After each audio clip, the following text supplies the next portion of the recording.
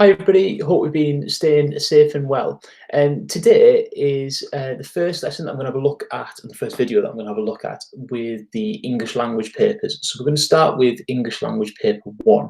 I've decided to do this as like a Google Meet so I can present slides and things a little bit easier rather than just have a lot of me talking. And there are going to be some modelled examples here. In this video, I'm hoping to have a look at the paper 1, question 1 and question 2. And as a sample source, we are going to use the first of the AQA sample materials, which is the Jamaica in paper. If you have got copies of this, that's great. I am going to read a copy of the extract to you as well. But if you would like to get a copy, it's easily available through the AQA website. If you go to past papers or any sample assessment materials, and it's the very first one that was put out there. So there are lots of resources available. There's a mark scheme, which I'm going to be referring to, and obviously the extract is available as well. But like I say, I'm going to be reading it to you as well. So just it is handy to have in front of you. Okay, I'm going to turn my camera off for bits of this because I'm going to be presenting. But the first thing we're going to have a look at is the actual paper itself. So if we have a look at this tab here, this is the front cover of English language paper 1, and there are a few things we need to know before we start to delve deep into the actual paper itself. The paper itself is called Explorations in Creative Reading and Writing. So essentially that's telling us what we're going to be looking at. We're going to be looking at the writer's craft in terms of how we can interpret and read what they're doing and how we can do that ourselves in the writing task in question 5. You're allowed 1 hour and 45 minutes for this paper. So actually that time goes very, very quickly, particularly on the reading section. So we need to be disciplined in our timings. There's no hard and fast rules to the timings, but there are certain allocations that will help you in the planning and running up to this paper. You will get one source in paper 1. There will only be one written piece that you are working with. In paper 2, that changes to 2. But in paper 1, you are only looking at one source, and it will be fiction. So it will be a story. And that is obviously going to lead us down certain routes in terms of reading and what sort of ideas are going to be presented by the writer there. The marks of the questions are shown in brackets, and in the reading section, they get steadily more complex and complicated. And the maximum mark of the paper is 80, which is split equally between section A and section B. So you get 40 marks for your writing tasks in section A and 40 marks, reading tasks in section A and 40 marks for your writing task in section B. Now, I would recommend that you are spending about an hour on section A and about 45 minutes on section B, including time to read and to check the sources. Okay, and to check your answers at the very end. Give yourself enough time to proofread just to make sure you haven't made any silly mistakes. The exam board advises you spend about 15 minutes reading through the source and the questions before you attempt the paper, and leave yourself sufficient time to mark your answers. Obviously, very, very good advice there from the exam board, just to make sure that you are 100% happy with what you are responding, particularly in the writing section. I find 5 minutes of proofreading is excellent just in terms of things like your punctuation, your spelling. By that time, you're quite tired within the paper. So it is a time when you can get a little bit sloppy sometimes. So it could be, that is a useful strategy to do. Okay, so like I said, we're going to be having a look at the sample paper, which is Jamaica in. So I'm going to share this tab instead. What we have here is the extract that you would be given. Like I say, you can download this, and on the PowerPoint, I have cropped the questions so you can see how they are. It's worth having a copy of this in front of you just to see what it is. Now, you will always be given some little context about what is going on here. Always worth a read, just so you can contextualize where this extract is taking place.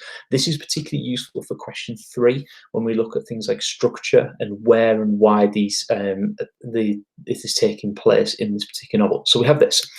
This is the extract from the opening of a novel by Daphne du Maurier. Although written in 1936, it is set in the past. In this section, a coach and horses with its passengers, it's making its way through Cornwall to Jamaica in. So we know this is an opening of a novel, that Daphne du Maurier is trying to grip the readers and grip their attention. So that's going to be quite significant, that's going to be quite important, and will be useful when we come to our reading activities. So I'm going to read this to you. Jamaica in. It was a bright, cold day in late November. The weather had changed overnight, when a backing wind brought a granite sky and a mizzling rain with it. And although it was now only a little after 2 o'clock in the afternoon, the pallor of a winter's evening seemed to have closed upon the hills, cloaking them in mist. It would be dark by 4. The air was clammy cold, and for all the tightly closed windows, it penetrated the interior of the coach. The leather seats felt damp to the hands, and there must have been a small crack in the roof because now and again little drips of rain fell softly through, smudging the leather and leaving a dark blue stain like a splodge of ink.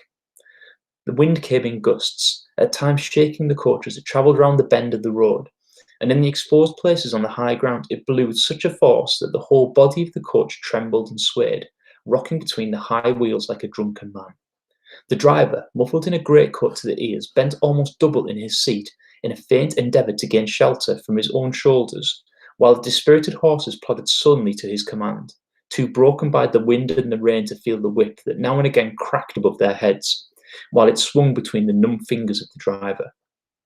The wheels of the coach creaked and groaned as they sank into the ruts on the road, and sometimes they flung up a soft splat of mud against the windows, where it mingled with the constant driving rain, and whatever view there might have been of the countryside was hopelessly obscured. The few passengers huddled together for warmth, exclaiming in unison when the coach sank into a heavier rut than usual, and one old fellow, who had kept up a constant complaint ever since he joined the coach at Truro, rose from his seat in a fury, and fumbling with the window sash, let the window down with a crash, bringing a shower of rain upon himself and his fellow passengers. He thrust his head out and shouted up to the driver, cursing him in a high, petulant voice for a rogue and a murderer, that they would all be dead before they reached Bodmin if he persisted in driving at such breakneck speed. They had no breath left in their bodies as it was, and he, for one, would never travel by coach again. Whether the driver heard him or not was uncertain. It seemed more likely that the stream of reproaches was carried away in the wind, for the old fellow, after waiting a moment, put up the window again, having thoroughly chilled the interior of the coach, and setting himself once more in the corner, wrapped the blanket around his knees and muttered into his beard. His nearest neighbour, a jovial, red-faced woman in a blue cloak, sighed heavily in sympathy, and with a wink to anyone who might be looking, and a jerk of her head towards the old man, she remarked for at least the 20th time that it was the dirtiest night she'd ever remembered, and she had known some, that it was proper old weather and no mistaking it for summer this time. And burrowing into the depths of a large basket, she brought out a great hunk of cake and plunged into it with strong white teeth. Mary Yellen sat in the opposite corner, where a trickle of rain oozed through the crack in the roof. Sometimes a cold drip of moisture fell upon her shoulder, which she brushed away with impatient fingers.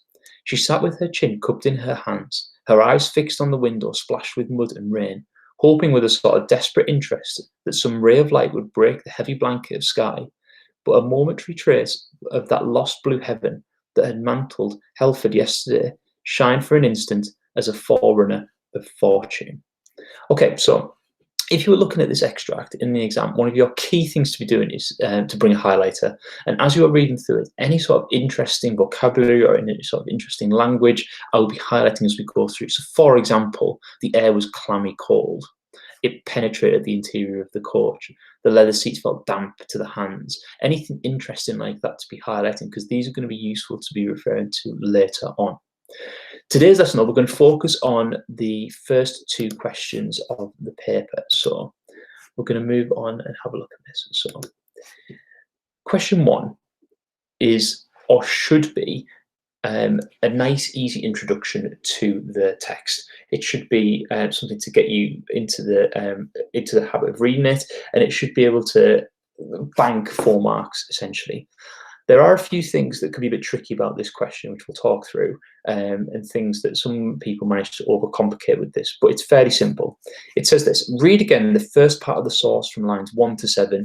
List 4 things from this part of the text about the weather in Cornwall. Now, problems that people have in this is where they either deviate from the source and the requested lines, or they go too complicated and they go for something that's not about the weather in Cornwall. Okay. Now, the easiest thing to do is to draw a box or highlight down the side so you know which lines you are referring to. And if you look at the extract, very kindly, the exam board put in every 5th line as a number, so you know that this is the first 7 lines. So we're looking for 4 things about the weather. So things like, as I read it back to you, it was a cold, grey day in late November. The weather had changed overnight when a backing wind brought a granite sky and a mizzling rain with it. And although it was now only a little after 2 o'clock in the afternoon, the pallor of a winter evening seemed to have closed upon the hills, cloaking them in mist. It would be dark by 4. The air was clammy cold, and for all the tightly closed windows, it penetrated the interior of the coach. The leather seats felt damp to the hands, and there must have been a small crack in the roof, because now and again the little drops of rain fell softly through, smudging the leather and leaving a dark blue stain like a splodge of ink. Now, what the exam board are asking you to do is to find these 4 ideas. Don't overcomplicate it, but ideally writing in full sentences. So the first thing we can say is that it was a cold grey day in late November. Well, this is relevant to the weather because it's a cold day. So the first thing to say we could have is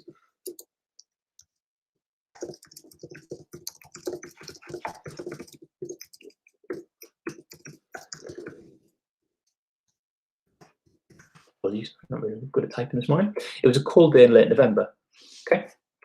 The weather had changed overnight. Well, that's about the weather. The fact is, it has changed.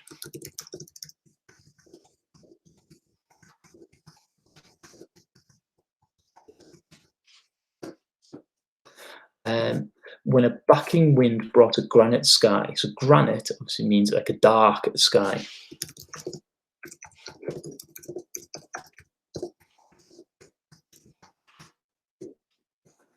Mizzling rain with it. And now, although it was only a little after 2 o'clock in the afternoon, the pallor of a winter evening seemed to have closed upon the hills, cloaking them in mist.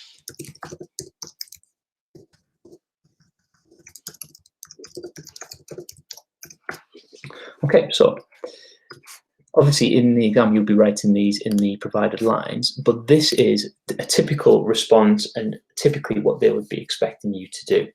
I've not overcomplicated it. I've looked for the word weather and I've looked for vocabulary to do with weather, and just to ensure that I'm definitely hitting those key core elements of the mark scheme. So my 4 ideas are: it was a cold day in late November. The weather had changed from the previous day. The sky was dark like granite. The hills were cloaked with mist. Shall we check the mark scheme and see how the examiner's going to develop it? Okay, so it says, identify and interpret explicit information from the text. Indicative content students may include. Now, that's important because the phrasing, it could change. Like, you are allowed to change the word as long as it's relevant. So we've got, it was a cold day. The weather was changed overnight. There was a wind. There was mist on the hills. The air was clammy. The air was cold. It was raining. Or any other valid response that you were able to verify.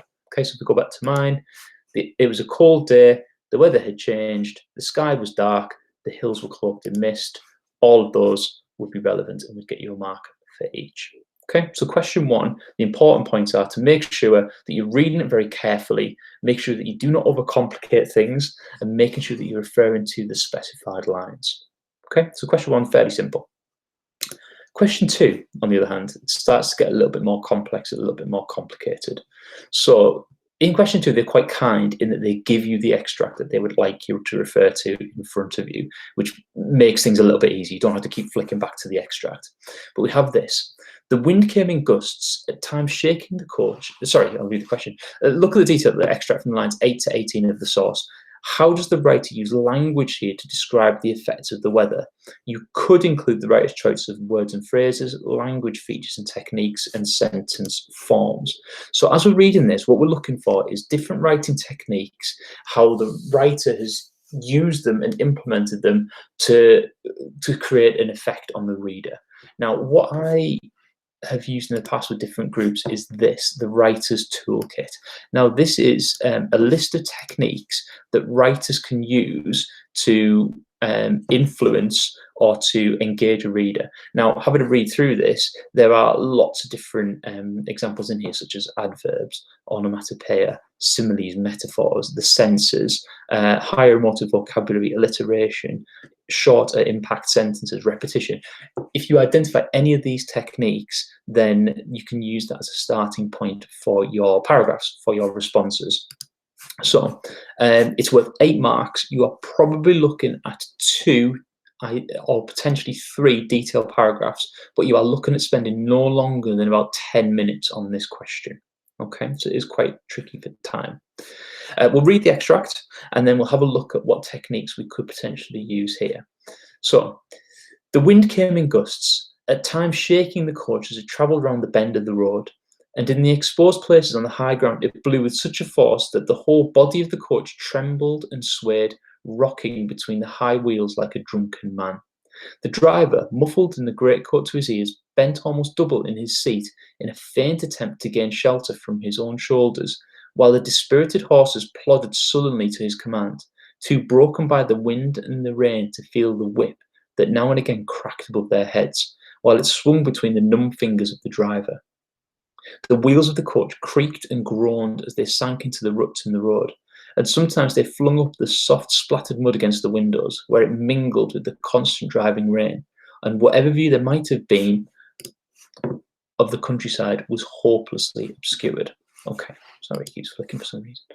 Now, what I'll be looking at here is a few different ideas that we could potentially use to use as models for the paragraphs or starting points for the paragraphs.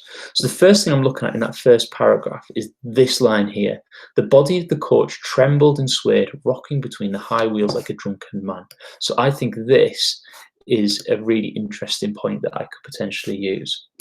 Likewise, in the second paragraph, we have the fact that the horses are plodding sullenly to his command, broken by the wind and rain to feel a whip that now and again cracked above their heads. So I'm going to talk about how the horses are so dispirited by the cold. That's an interesting point I'm going to make. And in the last line, I'm going to have a look at the alliteration. So I want to look at the soft splattered mud against their windows. Oops, the way around, where it mingled with the constant driving rain. Now I'm going to model one paragraph here, and then obviously it would be up to you to have a go at the second one. I want to have a look at the first one. The whole body of the coach trembled and swayed, rocking between the high wheels like a drunken man. Okay, so first thing we need to do, and I will colour code this as well, is to make a point about the text. So what have we identified and what is the writer using to create an effect for us? So the writer here is using a simile because they have compared it to like a drunken man. So we need to include that in there. So within the text, writer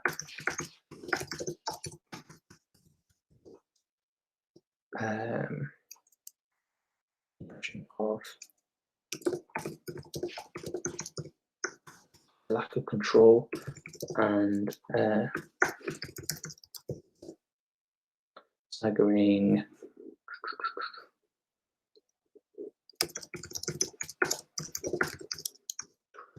use of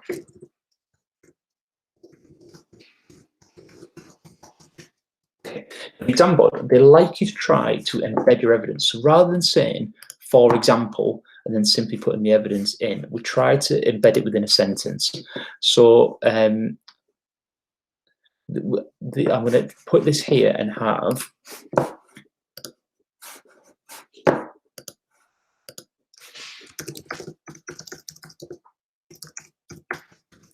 describes how the coach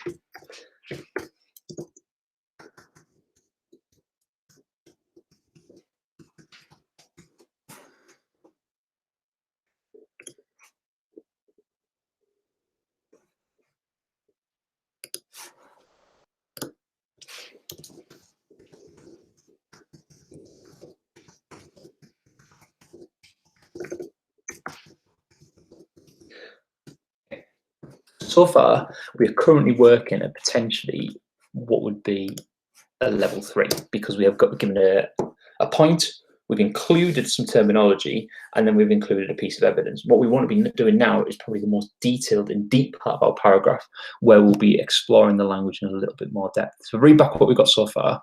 Within the text, the writer creates the impression of a lack of control and staggering difficulties through the use of an engaging simile. The writer describes how the coach trembled and swayed, rocking between the high wheels like a drunken man. Now here, the words trembled and swayed stand out to me as significant, and rocking. So as verb choices. So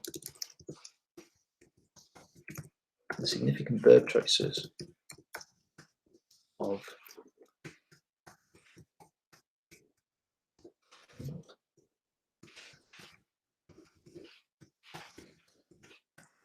and we look at the idea of what they're creating. It's a semantic field to do with a lack of control. So with a significant virtue of tremble, sway, and rock and create.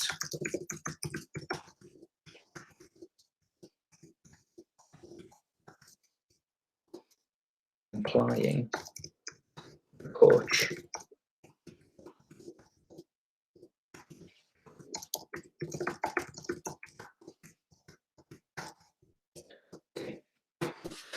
the significant verb choices of trembled, swayed, and rocking create a semantic field of lack of control, implying that the coach is in a dangerous, difficult situation. Likewise, the coach to man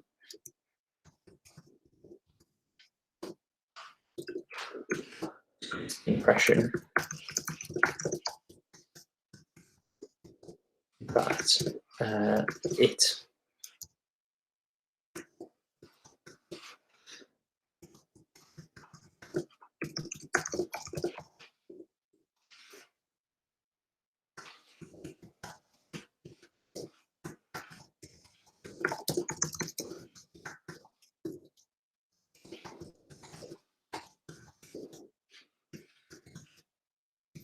Okay, so I'm going to read back what we've got so far because I've started to engage with the language here. Within the text, the writer creates the impression of a lack of control and staggering difficulties through the use of an engaging simile. The writer describes how the coach trembled and swayed, rocking between the high wheels like a drunken man. The significant verb choices of trembled, swayed, and rocking create a semantic field of lack of control, implying that the coach is in a dangerous, difficult situation.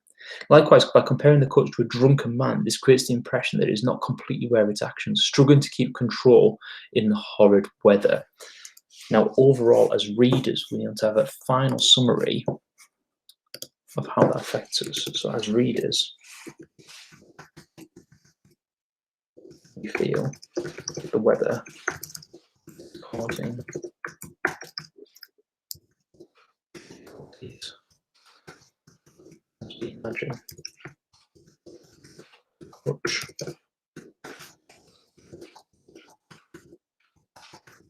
struggling on its journey, the simile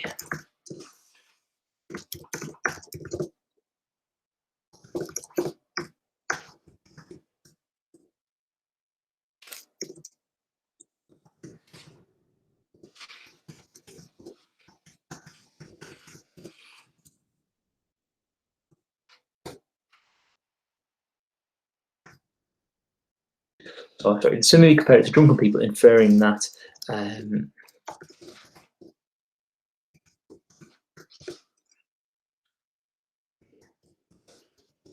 the events.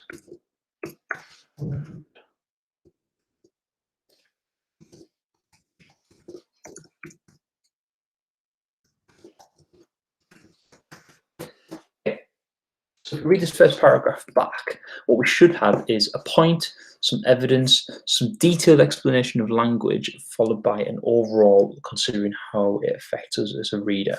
Within the text, the writer creates the impression of a lack of control and staggering difficulties through the use of an engaging simile. The writer describes how the coach trembled and swayed, rocking between the high wheels like a drunken man. The significant verb choices of trembled, swayed, and rocking create a semantic field of lack of control, implying that the coach is in a dangerous, difficult situation. Likewise, by comparing the coach to a drunken man, this creates the impression that it is not completely aware of its actions, struggling to keep control in the horrid weather. As readers, we feel the weather is causing extreme difficulties as we imagine the coach struggling on its journey, the simile comparing it to drunken people, inferring that it is almost numb to the events around and is placing itself in danger. Now, what we'll be looking for is 2 paragraphs to this standard.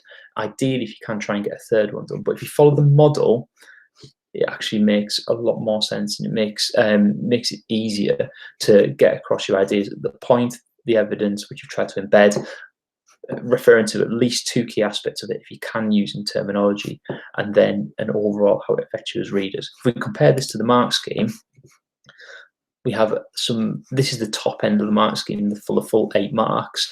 You've got the opening, this is an example. The opening paragraph consists of a single complex sentence, which is the point, perhaps reflecting the onward movement of the coach. And then here's your language analysis, the adjective expose, and the noun force, invoking an idea of vulnerability, danger, and how little control man has over the power of nature.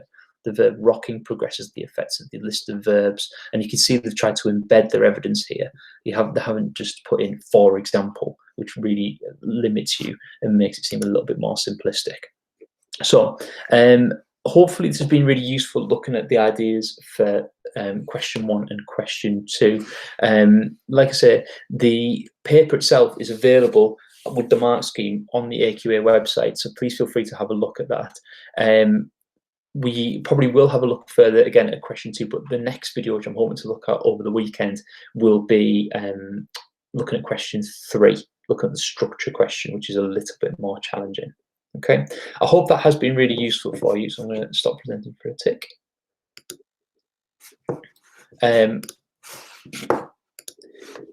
Hope that's been really useful.